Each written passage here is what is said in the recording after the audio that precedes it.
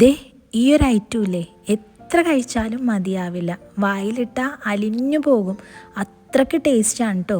അപ്പോൾ ഇതെന്താണെന്ന് അറിയണ്ടേ? ഇതെങ്ങനെയാണ് ഉണ്ടാക്കുന്നതെന്നും ഞാൻ പറഞ്ഞുതരാം. സിമ്പിളാണ്. ഇതിനായിട്ട് നല്ല പഴുത്ത നേന്ത്രപ്പഴം തൊലി കളഞ്ഞ് ഇതുപോലെ പീസാക്കി ഒരു പാനിലേക്ക് ഇട്ട് കൊടുക്കാം.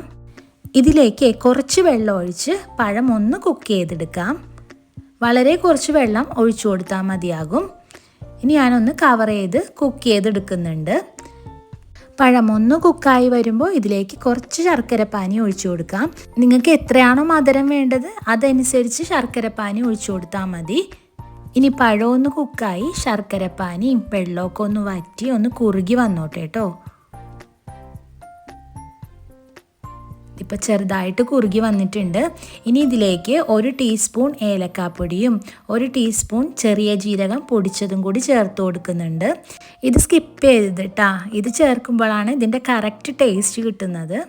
അപ്പോൾ ഇതാ ശർക്കരപ്പാനിയും വെള്ളമൊക്കെ വറ്റി ചെറുതായിട്ടൊരു ഗ്ലേസിങ് പോലെ വരും.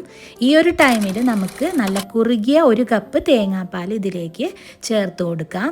ഇനി നല്ലതുപോലെ ഒന്ന് മിക്സ് ചെയ്ത് കൊടുക്കുന്നുണ്ട്. തേങ്ങാപ്പാൽ ചെറുതായി കുറുകി വരുമ്പോൾ ഇതിലേക്ക് കുറച്ച് തേങ്ങയും കൂടി ചേർത്ത് കൊടുക്കുന്നുണ്ട്. അപ്പോൾ തേങ്ങ ചേർക്കണമെന്നില്ല കേട്ടോ, ആവശ്യമുണ്ടെങ്കിൽ ചേർത്താൽ മതി, അല്ലെങ്കിൽ അത് സ്കിപ്പ് ചെയ്യാം. ഇനി തേങ്ങയും കൂടി ചേർത്ത് നല്ലതുപോലെ ഒന്ന് മിക്സ് ചെയ്ത് കൊടുക്കുന്നുണ്ട്. ഇനി കുറച്ച് നെയ്യും കൂടി ഇതിലേക്ക് ചേർത്ത് കൊടുത്ത് നല്ലതുപോലെ ഒന്ന് മിക്സ് ചെയ്ത് കൊടുക്കാം.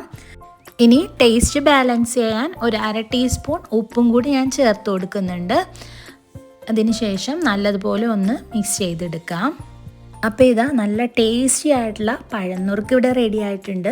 ഇത് കുട്ടികൾക്കൊക്കെ നല്ല ഇഷ്ടപ്പെടും കേട്ടോ, അത്രയ്ക്ക് ടേസ്റ്റുള്ള ഒരു ഐറ്റമാണ്. ഇനി നമുക്കിത് എങ്ങനെയാണ് കഴിക്കേണ്ടതെന്ന് നോക്കാം. ഞാൻ ദേ ഒരു വാഴയിലയിൽ നമ്മൾ റെഡിയാക്കി വെച്ചിട്ടുള്ള പഴനുറുക്ക് ഒരു 2-3 സ്പൂൺ ഇട്ട് കൊടുക്കുന്നുണ്ട്. ഇനി വേണ്ടത് ഒരു പപ്പടമാണ്. ആ പപ്പടത്തിൽ നിന്ന് ഒരു പീസ് എടുത്ത് ആ പഴനുറുക്കിൽ കുഴച്ച് കഴിച്ചിട്ടുണ്ടെങ്കിൽ നമ്മൾ എത്ര കഴിച്ചാലും മതിയാവില്ല കേട്ടോ, അത്രയ്ക്ക് ടേസ്റ്റാണ്. സാധാരണ ശർക്കര വെച്ച് റെഡിയാക്കിയിട്ടുള്ള ഐറ്റംസ് ഞാൻ അധികം കഴിക്കാറില്ല. എനിക്ക് ശർക്കരേൻ്റെ ടേസ്റ്റ് അത്രയ്ക്ക് ഇഷ്ടമല്ല. പക്ഷേ ഈ ഒരു ഐറ്റം റെഡിയാക്കിയിട്ട് ഞാൻ ഫുള്ളും കഴിച്ചു പോയിട്ടോ, അത്രയ്ക്ക് ടേസ്റ്റാണ്.